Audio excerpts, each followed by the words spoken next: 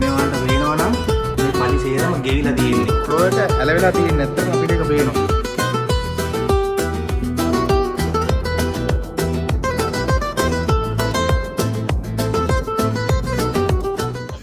අද අපි ඇවිල්ලා ඉන්නේ ලෝකේ ගොඩක් ප්‍රසිද්ධ ඒ වගේම වැදගත් ගොඩක් පරණ ස්ථානයක් බලන්න. ඉතින් මේක යුරෝපයේ ඉතාමත් ප්‍රසිද්ධ ස්ථානයක්. යුරෝපයට එන සංචාරකයෝ බොහෝ වෙලාවට මෙතෙන්ට එනවා මේ ස්ථානය නරඹන්න. ඉතින් මේක තියෙන්නේ ඉතාලිය ඇතුලේ. නම කියපු ගමන් ඔයාලා දන්නවා මේ කොහෙද කියලා. මේ තමයි ඉතාලියේ පීසා වල තියෙන ඇලවෙන කුළුණ. ඔයා කවදා හරි මොනවාරි හදන්න හදලා තියෙනවා. ඒ හදපු දේ ඔයා හිතුව විදිහට වඩා වෙනස් විදිහකට වැරදුනාද?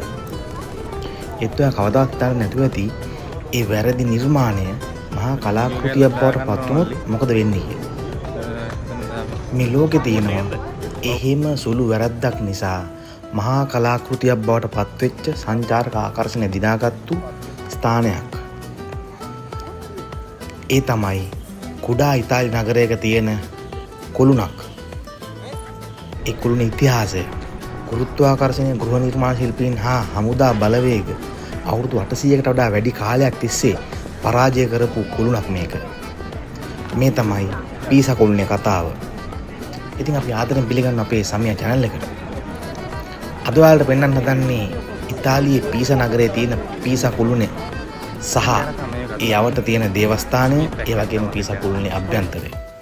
ඔයා ඉතාලිය ගැන හිතනවා නම් ඔයාට මනස ඇඳෙන්න ඕන ටස්කනි ප්‍රාන්තයේ තියෙන පර්වත, ඒ වගේම පැස්ටා සුවඳ. හැබැයි මේ කතාව ඉතාලි ගෘහ නිර්මාණ ශිල්පයේ ඉතිහාසය පෙන්වන කතාවක්. භෞතික විද්‍යාවට එරෙහිව සියවස් ගණනාවක් තිස්සේ කරන ලද බියකරු අරගලයක කතාව.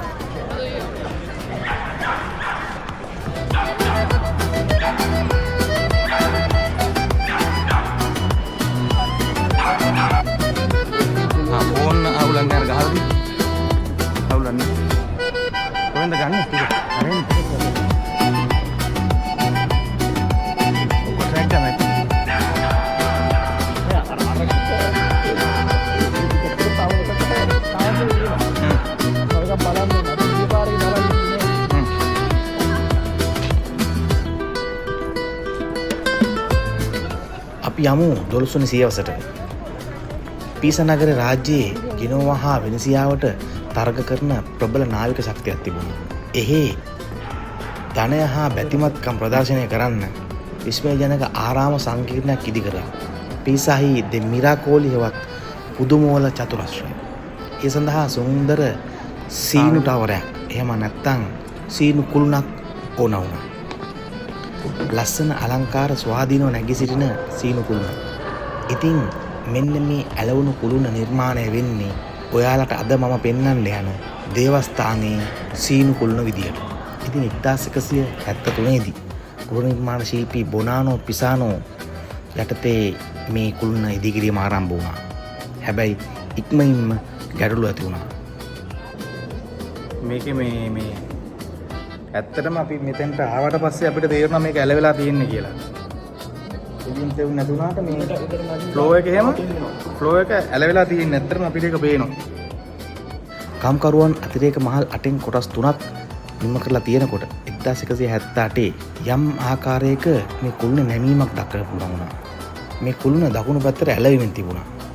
මේකේ පාදම ගත්තොත් මීටර් 3ක් ගැඹුරින් මැටි සිහින් වැලි හා කටුවයි මිශ්‍රණයක් තියලා තියෙනවා. සුදු මාබල් ගල් ගණනාවක් සාමාන්‍ය කිලෝමීටර් 14500ක බර දරාගෙන ඉන්න මෙන්න මේ පාදමට දැරෙනවා. ජෙනෝවා, ෆ්ලොරන්ස් හා ලූකා සමග පීසා නගරයේ යුද්ධ ගණනාවක් ඇති වුණා. මේ යුද්ධ නිසා මේ කුළුණේ ඉදිකිරීම අවුරුදු 100කට ආසන්න කාලයක් නතරලා තිබුණා. 1272 දී ජියෝවානි ඩි සිමෝන් යටතේ ආපහු මේ කුළුණේ ඉදිකිරීම කටයුතු ආරම්භ වුණා.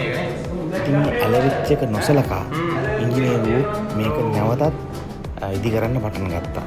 මේ කුළුණේ උඩම තියෙන සීනු කාමරය නැත්තම් බෙල් රූම් එක 14 වන සියවසේ තමයි මේ කුළුණට එකතු කරේ. සියවස් ගණනාවක් තිස්සේ මේ කුළුණ නැමිලා තියෙන්නේ පීසා කියන නගරයේ අනන්‍යතාවය බවට පත් වෙමින්. ඉතින් ලෝක ප්‍රසිද්ධ ගැලිලියෝ ගැලිලි මේ පීසා නගරයේ ගම්වාසියෙක්. ඔහු ගුරුත්වාකර්ෂණය පිළිබඳව අත්දැක බැලීම් කරන්න මේ ටවරය තමයි කුළුණ භාවිතා කරපු බව ඉතිහාසයේ සඳහන්.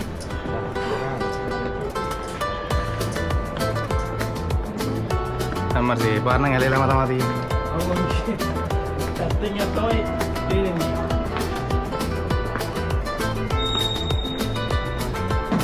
නමුත් කිසියම් සියවස ආරම්භ වන විට මේ කුළුණේ නැම්ම තවත් වැඩි වෙලා තිබුණා. සෑම වර්ෂයකම මිලිමීටරයක් පමණ 1990 වන විට මේ ටවරය භයංකාර අංශක 5.5කින් නැමිලා තිබුණේ. මේ පොඩි තැනක් තියෙන මෙතනින් ඇතුළට යන්න මේ වලට පේනවා නම් මේ පඩි සේරම ගෙවිලා තියෙන්නේ. අවුරුදු ගාණක් ඉඳන් මෙතන නේද? මේ පඩි සේරම ගෙවිලා තියෙන්නේ නේ. ඉතල ගාලා තියෙන්නේ.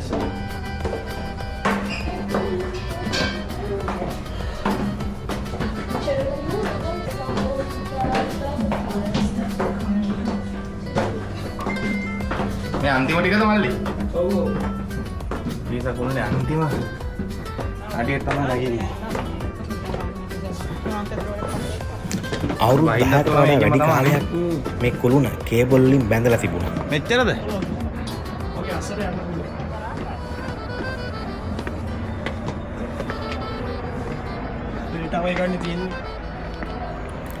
ඊට පස්සේ මේ කුළුණේ කම්පන ලේසර් යන්ත්‍ර මගින් මැනීම සිදු කරා. ඊට පස්සේ ඉංජිනේරු තාක්ෂණය යොදාගෙන මේ කුළුණ ඔවුන් ස්ථාවර කළා. ඊටත් පස්සේ සූක්ෂම ලෙස මේ පාදමේ පස නිස්සාරණය කරා. ඉංජිනේරුවන්ට පින් සිද්ධ වෙන්න මේ නැමීම සෙන්ටිමීටර් 45කින් පමණ අඩු කරන්න පුළුවන් වුණා. අංශක 4ක් පමණ දක්වා ආපසු අඩු කළා.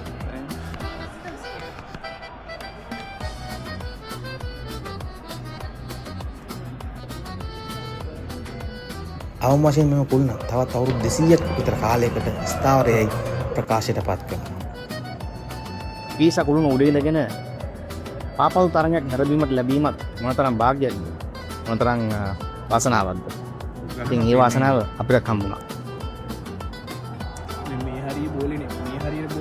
2001 දී මේ කුළුණ නැවතත් ප්‍රසිද්ධියට පත් කළා. ඈත අතීතයේ පෘථිවිය මත සිදුවෙච්ච විවිධ යුද්ධ ඒ වගේම දේශගුණ විපර්යාස කාලගුණ විපර්යාස මේ හැම එකක්ම දරාගෙන ඉන්න මේ කුළුණට දැන් පුළුවන්.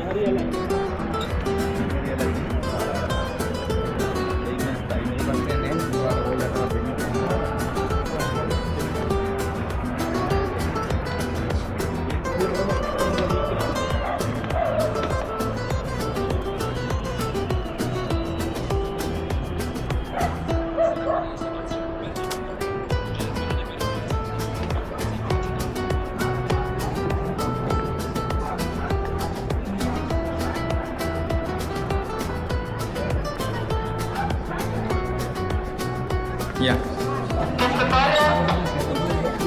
You have the bags in the locker?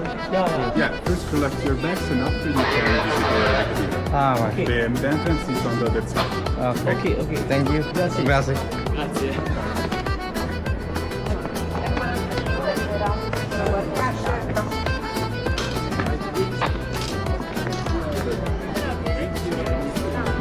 මේක වටේ යන්න පාරක් තියෙනවනේ.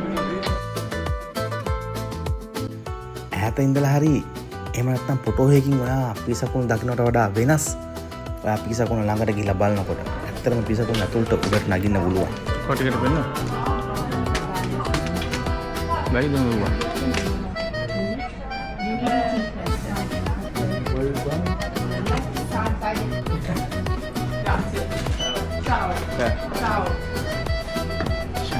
Wow. Chiesa Catedella di Pisa. Pisa වල කැටදෙල් එක. ඔක්කොම ගෑනවා නේද?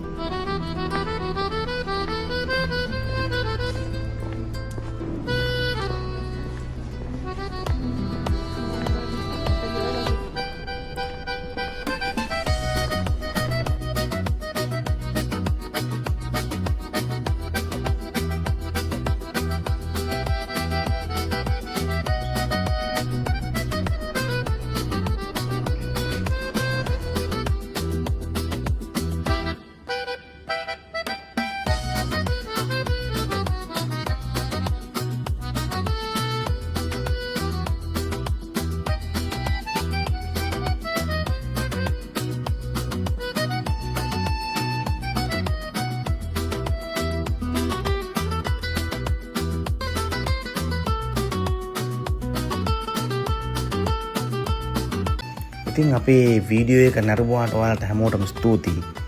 ඒ වගේම මතක් කරනවා අපේ channel එක subscribe කරන්න, subscribe කරලා නැත්නම් share කරන්න, comment කරන්න, like කරන්න, යාළුවන්ට පේන්න share කරන්න.